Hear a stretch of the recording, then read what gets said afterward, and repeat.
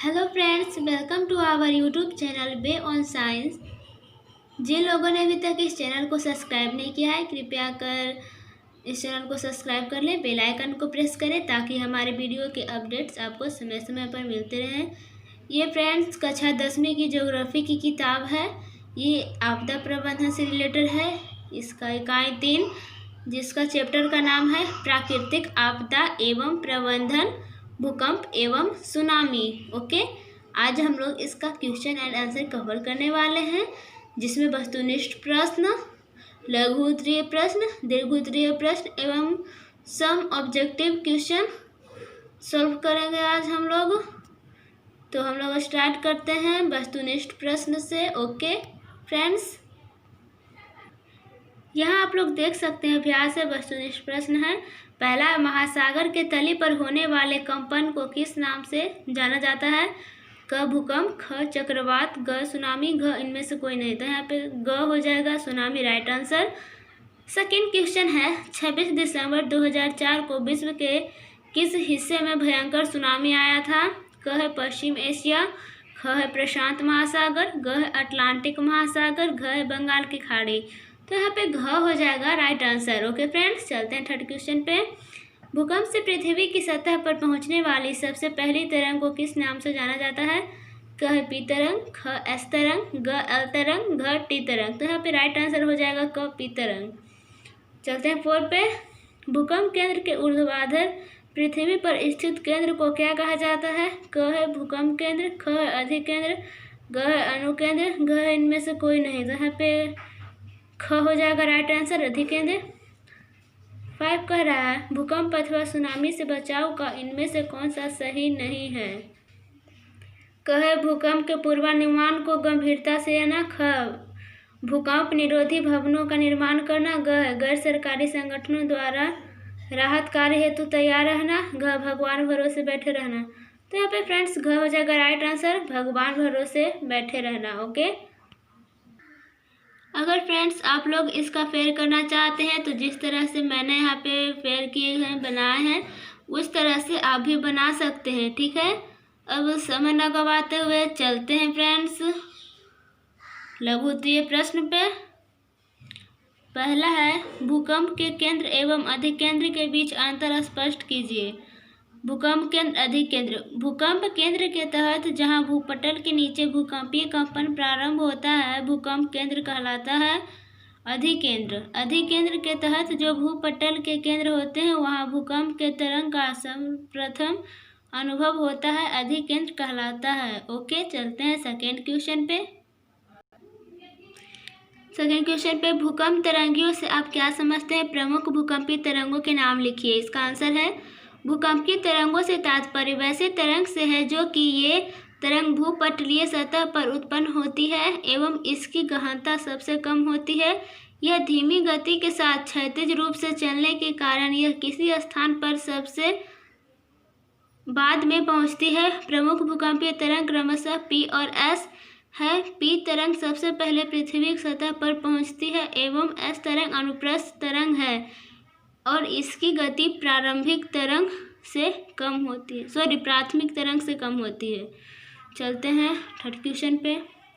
भूकंप और सुनामी के बीच अंतर स्पष्ट कीजिए। भूकंप और सुनामी के बीच अंतर यह है कि भूकंप धरती पर के स्थान यानी स्थल पर आता है, पहला है, और सुनामी का है, सुनामी महासागर के तली पर आता है।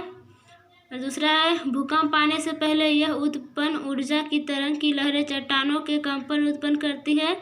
दूसरा है, सुनामी लहर श्रृंखला का निर्माण करती है। ओके, चलते हैं फोर्थ क्वेश्चन पे। सुनामी से बचाव के कोई 3 उपाय बताइए। इसका आंसर है, पहला, समुद्र के बीच में स्टेशन या प्लेटफॉर्म बनाना चाहिए ताकि लोगों की जान बच सके। दूसरा है, मछुआरों को सुनामी के आने से पूर्व समुद्र में बीच वाले स्थान पर जाना चाहिए ताकि वे सुरक्षित रह सकें। तीसरा है, एवं सही पूर्वानुमान लगाने से लोगों को सुनामी से बचाया जा सकता है। ओके फ्रेंड्स, लघु उत्तरीय प्रश्न समाप्त हो चुका है। जल्दी से जल्दी वीडियो को लाइक करें आप लोग। चलते हैं दीर्घ उत्तरीय प्रश्न पे।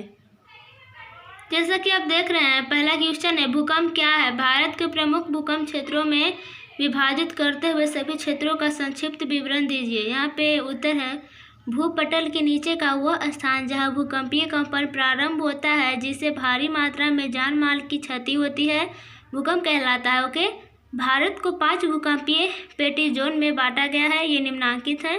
पहला जोन के अंतर्गत इस जोन में दक्षिण पठारी क्षेत्र आते हैं, जहां भूकंप का खतरा नहीं के बराबर है। दूसरा जोन के अंतर्गत प्रायद्वीपीय भारत के तटीय मैदानी क्षेत्र आते हैं। यहाँ भूकंप की संभावना तो होती है, लेकिन तीव्रता कम होने के कारण अति सीमित खतरे होते हैं। चलते हैं जोन 3 के अंतर्गत। मुख्यतः गंगा सिंधु का मैदान, राजस्थान तथा उत्तरी गुजरात के कुछ क्षेत्र आते हैं। यहाँ भूकंप का प्रभाव तो देखने को मिलता है, लेकिन वे कभी कभी ही विनाशकारी होते हैं। चलते हैं 4 जोन पे। इसमें अधिक खतरे की संभावना होती है। इससे मुख्यतः शिवालिक हिमालय का क्षेत्र, पश्चिम बंगाल का उत्तरी भाग, असम घाटी तथा पूर्वोत्तर भारत का क्षेत्र आता है। इसी वर्ग में अंडमान निकोबार द्वीप समूह भी आते हैं। चलते हैं जोन नंबर 5 पे।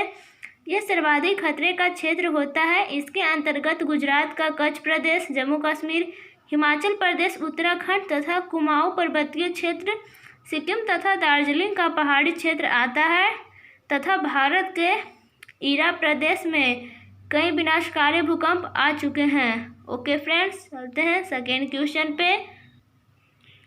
सुनामी से आप क्या समझते हैं? सुनामी से बचाव के उपायों का उल्लेख कीजिए। इसका आंसर है, सुनामी से हम यह समझते हैं कि जब समुद्र की तली पर उत्पन्न भूकंपीय तरंगों के कारण लहरदार होकर तट से टकराता है, तो तट के और जल कई मीटर की ऊंचाई तक उछाल लेकर तटीय क्षेत्रों में तबाही मचाते हैं। इसे ही सुनामी कहते हैं। ओके, जैसा कि हम जानते हैं कि सुनामी का विनाशकारी प्रभाव तटीय प्रदेशों में देखने को मिलता है। तट के किनारे कई मीटर की ऊंचाई तक उठने वाले तरंग, तट के किनारे मछली पकड़ने वाले नाव, मोटर बोट और तट के किनारे बसी बस्तियों को बर्बाद कर देते हैं। इतना ही नहीं, समुद्री तट सी बीच पर बैठे पर्यटकों को संभलने का मौका भी नहीं देते हैं। तट के किनारे नारियल वृक्षों को भी यह उखाड़ फेंकते हैं। अतः यह सबसे छुटकारा पाने के लिए मानवों को सचेत रहना चाहिए। जैसे कि समुद्र के बीच में इसके लिए स्टेशन प्लेटफॉर्म बनाने की ज़रूरत है, जो समुद्री जल के सतह के नीचे क्षैतिज हलचलों का अध्ययन कर तट पर संकेत दे सकता है, जिससे कि लोगों को वहां से हटाया जा सके और तट के किनारों वाले मछुआरों को तट पर न जाकर बीच समुद्र में जाने का संदेश दे सके। गहरे जल के मध्य के मछुआरे सुरक्षित रह जाते हैं, क्योंकि वहां पर चलने वाली क्षैतिज तरंग अवरोधक के अभाव में किसी प्रकार का विनाश नहीं करती है एवं सही पूर्वानुमान लोगों को सुनामी से बचा सकता है। ओके फ्रेंड्स, चलते हैं थर्ड क्वेश्चन पे। अब तीसरा क्वेश्चन है, भूकंप एवं सुनामी के विनाशकारी प्रभाव से बचने के उपायों का वर्णन कीजिए। इसका आंसर है, भूकंप एवं सुनामी के विनाशकारी प्रभाव से बचने के उपायों का वर्णन निम्नलिखित है। अगर विद्यालय में बच्चों को भी भूकंप से बचाव की जानकारी दी जानी आवश्यक है, उसके दिलो दिमाग में यह बैठाया जाना चाहिए कि जब भी भूकंप जैसी आपदा हो, तब जात पात और धर्म को भूलकर मदद के लिए आगे आएं। आम लोगों के लिए आवश्यक है कि वे राहत केंद्रों की व्यवस्था में आगे आएं तथा राहत कार्यों में जाति और लिंग का भेद न होने चाहिए। चूँकि भूकंप में शरीर के अंग भंग होने की अधिक संभावना रहती है, इसलिए प्रशासन के आने की प्रतीक्षा न कर तुरंत ही नज़दीक के अस्पताल या नर्सिंग होम में टेलीफोन द्वारा सूचना देकर उपचार व्यवस्था करनी चाहिए। अगर दुर्घटना से किसी व्यक्ति की मृत्यु हो जाती है, तब धार्मिक नियम से उसका अंतिम संस्कार किया जाना चाहिए तथा डीडीटी एवं अन्य रासायनिक पदार्थों का छिड़काव होनी चाहिए, जिससे कि महामारी न फैल सके। सुनामी के विनाशकारी प्रभाव को कम करने के लिए कंक्रीट तटबंध बनाने की ज़रूरत है। इससे तट से टकराने वाले सुनामी तरंगों का तटीय मैदान पर सीमित प्रभाव होगा। पुनः तटबंध के ही किनारे मैंग्रोव जैसी वनस्पति को सघन रूप में लगाना चाहिए। उससे टकराने वाले तरंगों की गति कम ही जाएगी और वे तटबंध पर भी कम दबाव उत्पन्न करेंगे। तटीय दलदली क्षेत्र में सिर्फ सघन मैंग्रोव ही अधिक लाभकारी हो सकता है। ओके फ्रेंड्स, जल्दी से जल्दी वीडियो को लाइक करें आप लोग। अब चलते हैं, कुछ वस्तुनिष्ठ प्रश्न है उस पर। इसमें पहला क्वेश्चन है, ठोस भूपटल के अंदर का तापमान कितना डिग्री सेल्सियस से भी अधिक है? आंसर 1000 डिग्री से भी अधिक। दूसरा है, निकोबार द्वीप समूह के दक्षिण स्थित इंदिरा पॉइंट तरंगी झटके के प्रभाव से कब विलुप्त हो गया था? इसका आंसर है 26 दिसंबर 2004 को। तीसरा है, भूकंप और सुनामी की ऊर्जा तरंग की गहनता का मापन कौन से स्केल की मदद से होता है? इसका आंसर है रिक्टर स्केल। 4 है, रिक्टर स्केल कैसी मापक है? आंसर है लोगरिथमिक मापक। 5 है, बिहार में 20वीं शताब्दी में करीब कितने बार भूकंप के तीव्र झटके अनुभव किए गए थे? आंसर 20 बार। 6 है, किस वर्ष का भूकंप विनाशकारी था? 1934 का। 7 है, भूकंप के समय उठने वाले कंपन को मुख्यतः कितने भागों में बांटा गया है तथा कौन कौन? आंसर है 3 भागों में, जिसमें पहला प्राथमिक जिसको पी से इंडिकेट करते हैं, दूसरा है द्वितीयक जिसे एस से इंडिकेट करते हैं तथा तीसरा है दीर्घ जिसे एल तरंगों में बांटा जाता है, दीर्घ को एल से इंडिकेट करते हैं। ओके फ्रेंड्स, आज इस वीडियो का यहीं पे हम एंड करते हैं। जल्दी से जल्दी आप लोग चैनल पे सब्सक्राइब कर लें ताकि एजुकेशन से रिलेटेड वीडियो आपको समय समय पर अपडेट्स मिलते रहेंगे। Okay friends, bye. अब मिलेंगे अगले वीडियो में, तब तक देखते रहिए आप लोग और पढ़ते रहिए और बढ़ते रहिए। जय हिंद, जय भारत।